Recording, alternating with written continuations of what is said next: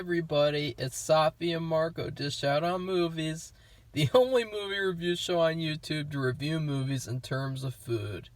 And it's just Marco here today once again to talk about Cobra Kai, something I haven't talked about in a while. I did not review the trailers. In fact, I wish I hadn't watched the trailer because I kind of feel like the trailer gave a lot away. And so let's get started because, well, first off, for you guys who are new, quick recap. Season 1, I liked it quite a bit. I thought that I loved how it felt like it was very faithful to the material. And I loved how it had some serious, it had some comedy, it had some good action, it had a good story. It just felt like a true sequel. Like, it's so much different than, like, Bill and Ted 3, Feminazi Ghostbusters. Like, those sequels don't feel like they're a part of the same series. Cobra Kai does. And I think that that's the thing that, the studios need to realize. If they make these stupid sequels all the time, you gotta make them where they feel like they're a part of that series. And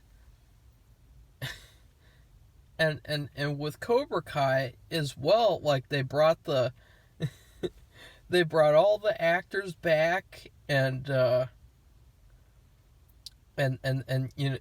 continued storylines that you wouldn't think they would continue.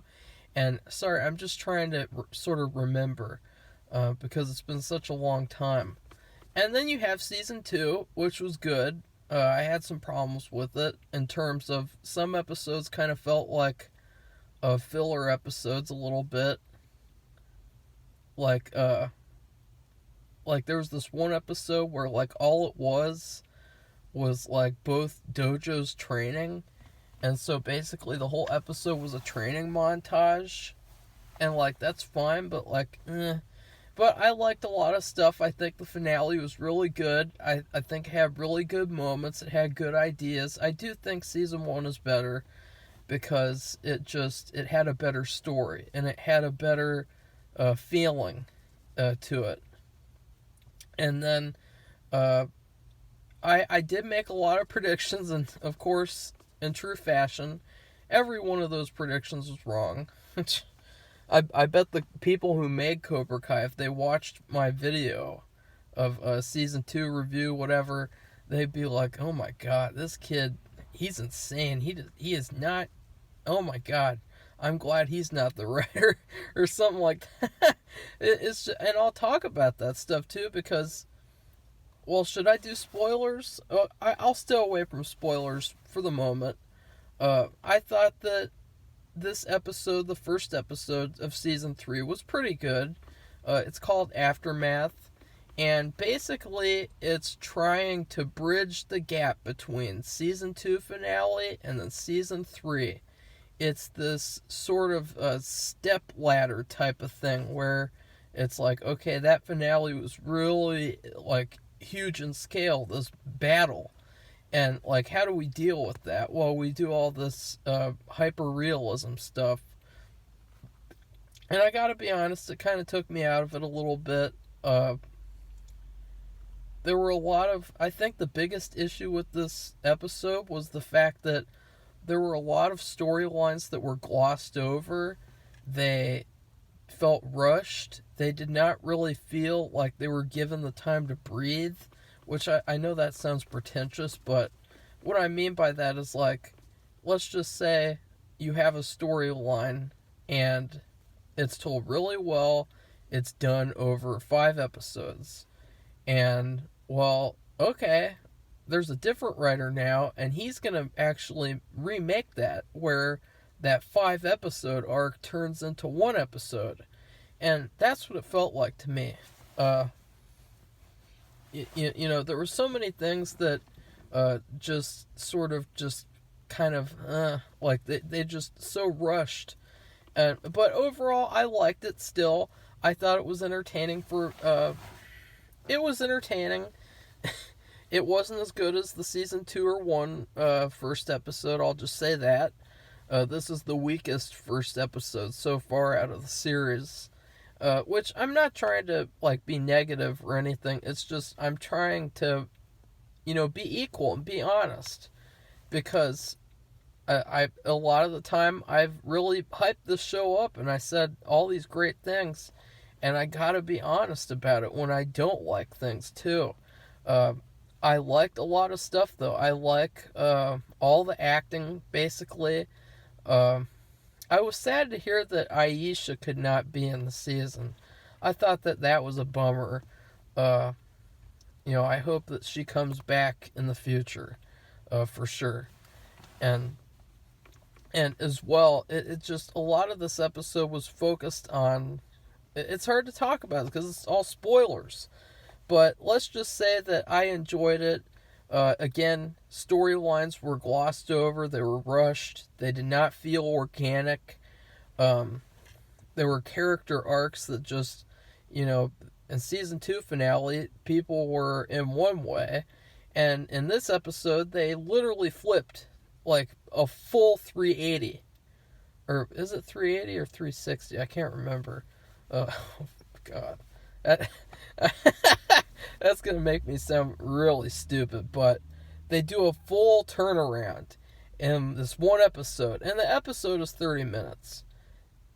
And that's another strike against it, because this was so good. It's a story you want to enjoy, and the way that it was cut down to 30 minutes, or I mean, I guess you'd say the way that the potential story was cut down, it really felt rushed this time. I haven't really felt that Cobra Kai was rushed before, even though they're all like 20 to 30 minutes. But I felt like this episode was very rushed. I felt like it had a lot of cheap gags in it. Gags in terms of like, like hallucination type things. I really can't say it's spoilers. And you can see how hard it is to do this. And yeah, but yeah, other than that, I'd still give it a B, or maybe a B plus. I'll give it a B. There was some funny moments, like a really clever funny moment that I loved, and I'll talk about that immediately now. Spoiler alert: Johnny wants to visit Daniel in the hospital. Wait, what was the Miguel? John. I was about to say Danny Johnny. Oh God, this review is a disaster. It's even worse than like the top 10 Australian movies. Johnny wants to visit Miguel in the hospital, and so he goes into the bathroom and puts on a doctor's coat. And we always see that in movies, this cliche of like, oh look, a doctor outfit. I can be a doctor now. And it's like, no, because there's this guy who goes up to him and he says, hey, you're a doctor, can I you're not a doctor. And that was so hilarious.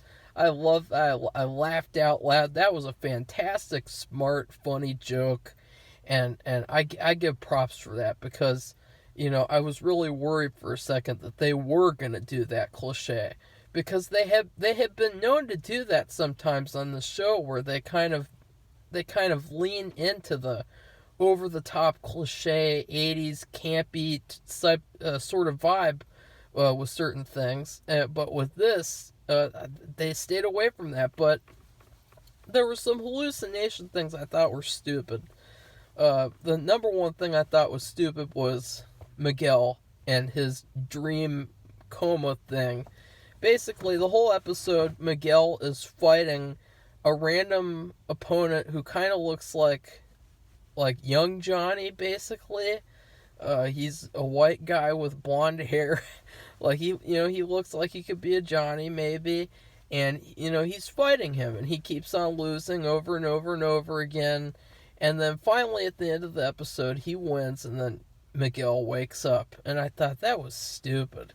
I thought it was a total missed opportunity for them to, instead of doing that, they should have done like a Michael Jackson's Thriller throwback type thing, where he's fighting zombies. He's karate fighting zombies, and there's zombies of people from his past, or maybe or other people. You know what I mean? Like something really like kind of like creepy, but kind of nightmarish, because this coma dream business was very weird. It just did not feel like real. It just did not. It didn't fit in with anything. And I didn't like that at all. I thought the thing with Samantha having PTSD, that's cool. Because obviously I didn't like her character in season 2 at all.